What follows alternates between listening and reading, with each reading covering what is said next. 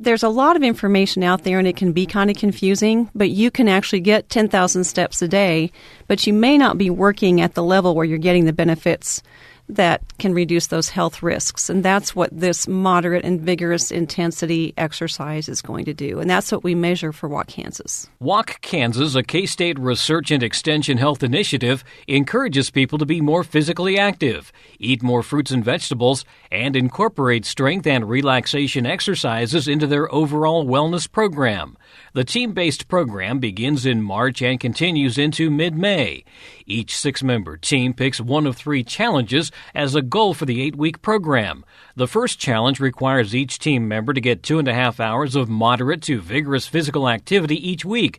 The second challenge requires 4 hours, and the third challenge, 6 hours. No matter which challenge teams select, meeting just the minimum physical activity requirement will help improve their overall health.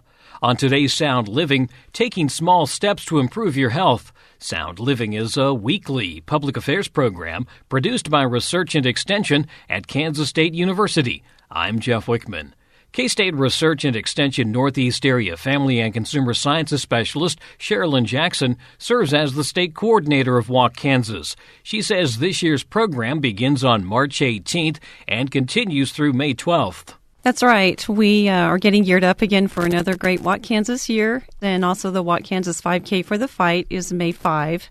So just some dates to get on your calendar. This is really something that people look forward to. You were telling me that there's actually, even though there's really been no information put out yet, a lot of teams have already started getting organized. They are. They're out there. I'm getting a couple of requests almost every day now just to want to know when registration's available. They're getting their teammates together. They're looking forward to it, and that's great news. Why is this program something that seems to connect with so many people? Because it really is the largest health initiative that K-State has going. It is, and I'm not sure what the real answer to that is, but I know that people say they look forward to it. It's in the springtime every year. And we were just talking about how it's really hard to get out there and walk when it's really cold outside. And New Year's resolutions, people are gung-ho at the beginning of the year. And sometimes you need that extra little boost when the weather starts to turn warmer and you just need something to get you to refocus again. So the time of year, I think, is a good one. Even though you walk mostly individually in this, it is a team effort because you've got these teams of 6. Is that also part of it? People like to get together with their friends and kind of reconnect that way. Absolutely. Even though they may not be doing the activity together, they're on a team and they're supporting each other in many different ways. And I've heard a lot of them say that they know their team's depending on them, so they want to do their part. They don't want to let them down. And that's a huge motivator right there. This is a challenge. People are trying to walk across the state of Kansas or around the state of Kansas, really several things they can do. Right, and we actually changed our challenge trails this year, our virtual trails. And rather than walking across the state of Kansas for the Level 1 challenge, which is approximately 2.5 hours of physical activity at the moderate or vigorous level, about 2.5 hours per week, this year, instead of going across the state, they'll get to explore the 8 wonders of Kansas that have been established by the Kansas Sampler Foundation, and a real credit to Marcy Penner for partnering with us to make that one of our featured trails. I guess everybody's wanting to know now, what are the 8 wonders? That's right. Well, in this particular challenge, they start out in Hutchinson, Kansas, at the Kansas Underground Salt Museum.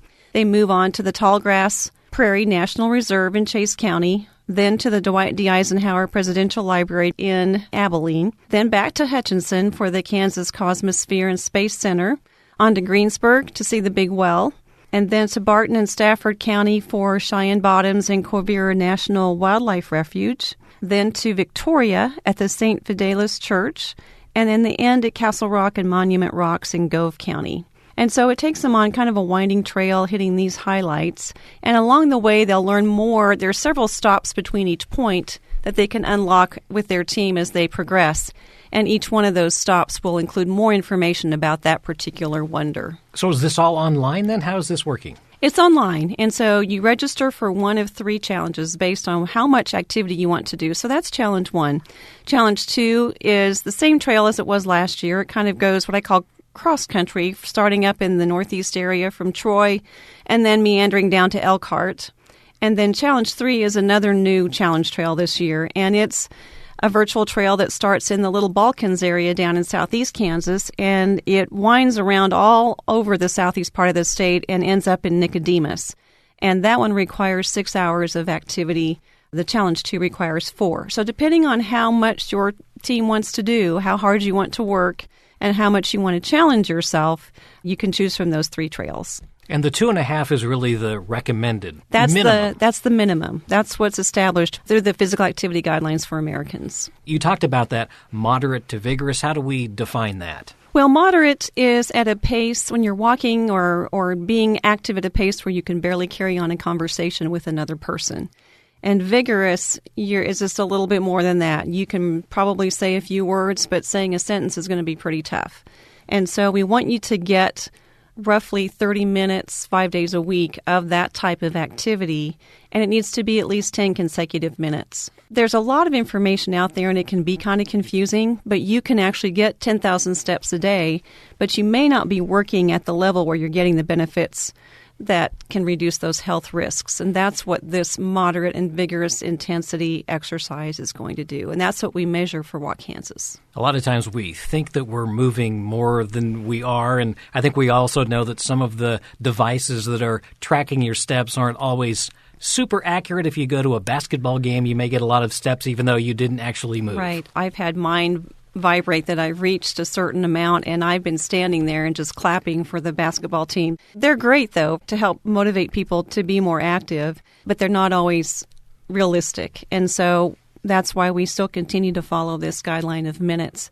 And I know that can be somewhat frustrating to people who are perhaps more fit or are regular runners, that type of thing, but it's really designed to help improve your health and fitness at whatever level that's at. So someone who's very sedentary is going to benefit from 30 minutes of moderate activity at their moderate level, just like somebody who's more fit is going to benefit from it at their particular level based on their body fitness. I think it was last year or the year before you kind of started focusing a little bit on strength training. You're also now looking at flexibility. That's right. We're continuing the strength training recommendation, and that is to do strength training exercises at least 2 days per week, and we like for these to be total body exercises.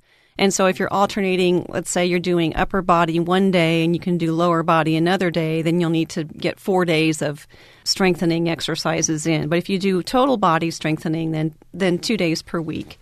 So we're still emphasizing that, but we're going to include more on flexibility and provide some stretching and what's a proper warm-up and a cool-down, when's the best time to stretch, and also provide just a really basic pre- and post-assessment that can assess your flexibility changes over the 8 weeks. And these are important as we age. I was even mentioning to you how difficult sometimes the flexibility can be as we age. Exactly. That's one of the things that I think, well, flexibility, first of all, if you can improve your flexibility, you're going to be more apt to be able to do the walking and many other things. And so it's sort of a basic starting point in a sense. Talk about some of the other things that are new this year. We were kind of talking about the tracking a moment ago with the electronic devices, but you like people to keep diaries if they can to track some of their health habits. That's right. We ask that you record the number of minutes that you reach that moderate and vigorous level. And if you have a fitness tracker of some sort that you use routinely, you might be able to get that information because some of those are getting to be pretty sophisticated. If you just track your steps, we have a formula that once you reach 6,000 steps, then you can count every 2,000 from that point on as a mile of activity. And so we're trying to factor those things in to be as realistic as possible, but then still nudging you to get that moderate and vigorous into your day. Some other things that we ask you to track are your fruit and vegetable consumption. I wish I could report a better outlook on this, but nationally we know that only 9% of adults eat enough vegetables and only 12% get enough fruit.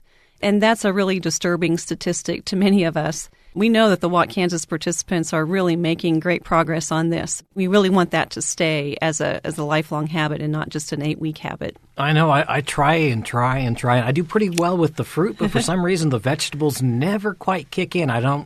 Maybe that's something we're not learning at a young enough age, or maybe it's we go to the grocery store and that's maybe the last thing we think about buying when we're doing our shopping. But that is something that never seems to really, we know we need to do it, but we just can't continue it, I guess. That's right. And in the newsletter, that's another feature of the program is a weekly newsletter. We do offer a lot of strategies to get more fruits and vegetables into the diet and recipes that have been tested and that are healthful and always or almost always incorporate vegetables. And so that's another helpful aspect of the program. Go back to what Mom used to do and sneak some of those vegetables in there. there? Sneak them in or look at combined foods that are combined meats or proteins and vegetables and even grains. And so there are some ways that can help. But obviously, one of the best things is to just track it for a while until you realize what your habits truly are and that you're making an effort to do that. Another consistent comment over the years from people that have participated in the program has said, if I don't start with breakfast to get some fruits or vegetables,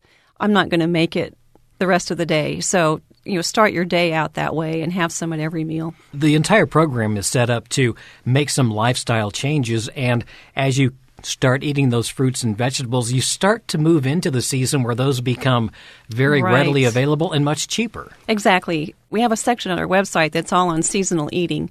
Particularly the spring and summer and into fall months, there's a lot of different produce that's available. And it also creates a lot more variety because you have things available at a more affordable price, and they change throughout the season, the growing season. One of the other things I think that's new this year is some relaxation techniques. You're going to be focusing on some of those? Right. In the newsletters each week, there'll be a small section in there on a relaxation technique. Again, looking at total wellness, not just one small slice of wellness, physical activity, healthy eating, but also the whole total wellness aspect of things. And so relaxation is something that a lot of us can use. And so each week there'll be a new technique that's focused. Well, all the studies are showing that stress and anxiety is up and has been up for the last few years. It is. And, of course, physical activity is one of the best ways to relieve stress. But so we're going to stay away from that one in the relaxation technique section, but a lot of other ways to approach that. And maybe there's a couple of those that will work for each participant.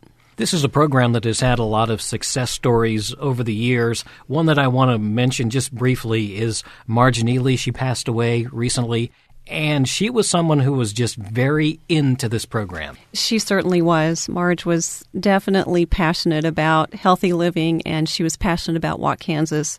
And I'll never forget the visit she made to campus. She wanted to tell us about her experience and to help promote the program. And we'll be sharing more about her tips and the things that she helped us understand from her perspective. During the time that she did this, she was in her 90s, and so that's really amazing. And I know one of the things that she said over and over to me is that we've got to keep moving. It makes everything easier. She's right. She's definitely right. Tell people how they can find out information about Walk Kansas 2018 and start getting those teams put together. Sure. Walk Kansas information will be coming up on our website very soon. Right now, we don't have the complete registration information that's posted, but that'll be open by mid-February. Our website is www.walkkansas.org. So just check that and get the basics of the program. And also contact your local extension office. That's the main thing, as to when they're going to be having their materials ready to go. But it will be mid-February before everything's set and open to the public. And start checking maybe some of those older newsletters and start getting geared up and think about some of the things you'll be covering again this year. We have newsletters posted online at the website from a number of years past, so you can get an idea of the type of information that's there. We include a healthful recipe with each newsletter, and there's a pretty good list of those already on the website, just something to kind of start to think about what you can incorporate in that area, and also a lot of good health tips. So make sure you save those dates. It'll be March 18th will be the kickoff. It'll run through May 12th. And then also don't forget about the 5K on May 5th. Exactly. And the 5K proceeds all benefit the Johnson Cancer Research Center here at K-State. That's K-State Research and Extension Northeast Area Family and Consumer Sciences Specialist and State Coordinator of Walk Kansas, Sharolyn Jackson. She also says that state employees can receive HealthQuest credit for participating in Walk Kansas.